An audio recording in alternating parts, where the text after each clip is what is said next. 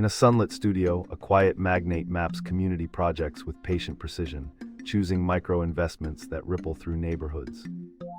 They rise before dawn, not for headlines, but to review grants, mentor young founders, and turn overlooked ideas into tangible workshops.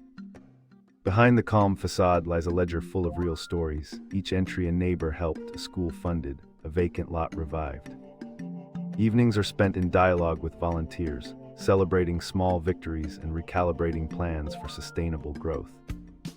This is the life of a millionaire who measures wealth in changed lives, not in assets, quietly steering a town.